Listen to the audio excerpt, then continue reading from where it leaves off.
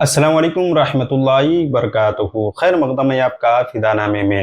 دوستو، خطب زماں قدوۃ الانام، صاحب علم الہدایہ، ولی بر و بحر، شیخ العارفین، سند الواصلین، امام المتوکلین، سید المحققین، صاحب معارف اسرار ربانی، شیخ ابو الحسن علی شاذلی علیہ رحمۃ رضوان کے حوالے سے عرض کرنے کی سعادت حاصل کر رہے ہیں۔ اس امید کے ساتھ ویڈیو پسند آنے کی صورت میں لائک کریں، شیئر کریں اور فدا نامہ یوٹیوب چینل کو سبسکرائب کریں۔ حضرت شیخ ابو الحسن علی شاذلی علیہ رحمۃ رضوان کا شمار امت محمدیہ کے امت مسلمہ کے با کرامت، با فیض اور عظیم اولیاء کرام میں شمار ہوتا ہے۔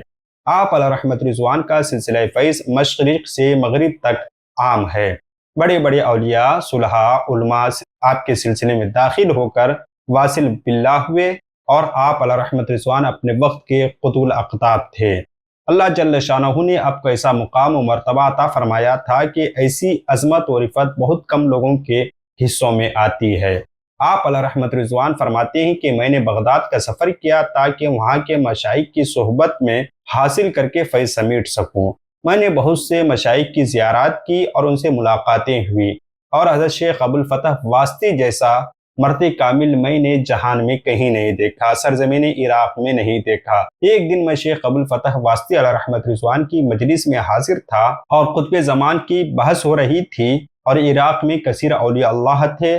میرا ایک خیال تھا کہ عراق میں ہی قطب الوقت موجود ہوگا۔ شیخ ابو الفتح واسطی کے اشارے سے ہم ان کی زیارت سے مشرف ہو جائیں گے۔ فرماتے ہیں کہ شیخ ابو الفتح واسطی علیہ رحمۃ رضوان میرے ارادے سے واقف ہو گئے، مطلع ہو گئے، اور آپ کو مخاطب کر کے فرمایا، اے ابو الحسن، تم عراق میں قطب کو تلاش کرتے ہو، حالانکہ وہ تو تمہارے علاقے میں تشریف فرما ہیں، اور ان کا اسم گرامی ہے شیخ عبدالسلام بن مشیش۔ حضرت امام شاذلی رحمہ اللہ علیہ فرماتے ہیں کہ میں عراق سے اپنے علاقے کی طرف روانہ ہوا، اور حضرت شیخ قطب عبدالسلام علیہ رحمۃ رضوان مغارہ میں پہاڑ کے قریب واقع تھے۔ میں نے غسل کیا، اپنے علم و عمل کو دل سے نکال دیا، کیونکہ بھرے ہوئے برتن میں کچھ نہیں سماتا۔ میں بشکل فقیر آپ کی خدمت عالیہ میں حاضر ہوا۔ آپ نے فرمایا، مرحبا اے ابو الحسن علی بن عبداللہ بن عبد الجبار۔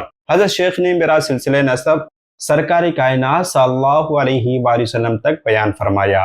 پھر ارشاد فرمایا، اے علی، تم علم و عمل اور شاہانہ لباس سے آزاد ہو کر فقیرانہ لباس میں آئے ہو، ہم تمہیں دنیا و آخرت میں غنی کر دیں گے۔ پھر میں حضرت کی صحبت میں کچھ دن رہا۔ آپ کے فیض صحبت سے میرا قلب منور و مجلہ ہو گیا، دل و دماغ روشن ہو گئے۔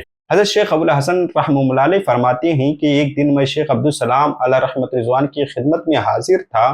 آپ کی گود میں ایک چھوٹا بچہ بیٹھا ہوا تھا۔ میرے دل میں خیال پیدا ہوا کہ حضرت سے اسم اعظم کا سوال کروں، مگر وہ بچہ کھڑا ہوا اور میرا رومال پکڑ لیا اور کہا، اے ابو الحسن، کیا تم شیخ سے اسم اعظم پوچھنا چاہتے ہو؟ تم جس اسم اعظم کا سوال کر رہے ہو وہ تو تم خود ہو، یعنی اللہ جل شانہ تمہارے شیخ کی برکت سے تمہارے دل میں القاء کر دے گا، یا یہ ہے کہ تمہاری شان یہ ہے کہ تم جو سوال کرو گے رد نہیں کیا جائے گا۔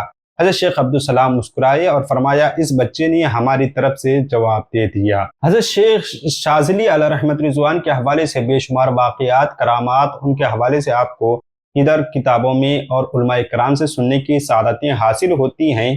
ہم مختصر سا ذکر خیر حضرت شیخ شاذلی علیہ رحمۃ رضوان کی بارگاہ میں پیش کر کے اپنی دنیا و آخرت بہتر کرنا چاہتے ہیں۔ حضرت شیخ ابو الحسن علی شاذلی علیہ رحمۃ رضوان کا اسم گرامی علی بن عبداللہ، کنیت ابو الحسن، لقب امام الاولیاء، قطب الزماں، بانی سلسلے عالیہ شاذلیہ۔ سلسلہ نسب آپ کا پیارے نبی صلی اللہ علیہ وآلہ وسلم تک پہنچتا ہے۔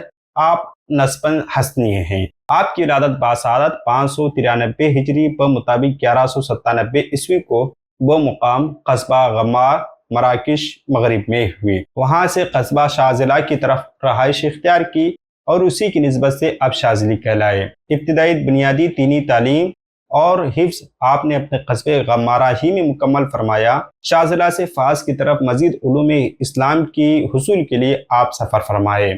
پھر یہاں آپ نے تمام علوم شریعہ اور فقہ مالکی کی تحصیل فرمائی، اور فقہ و عربی ادب کے اساتذہ میں شیخ نجم الدین بن اصفہانی علیہ رحمۃ رضوان کا اسم گرامی خاص طور پر ذکر کیا جاتا ہے۔ علم الاخلاق و تزکیہ نفس کی تعلیم صوفی کبیر عبداللہ بن ابو الحسن سے مکمل فرمائی۔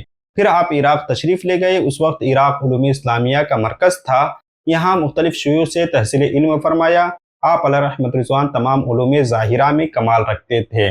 شیخ ابن عطا اللہ سکندری فرماتے ہیں کہ تمام علوم و فنون پر آپ کو ایسا کمال حاصل تھا کہ آپ اس فن کے ماہر سے ماہر مناظر سے بھی بحث کر سکتے تھے۔ حضرت امام شاذلی علیہ رحمت رضوان قطب الاقطاب سیدنا عبدالسلام بن مشیش علیہ رحمت رضوان کے دست اقدس پر بیعت کا شرف حاصل کیا۔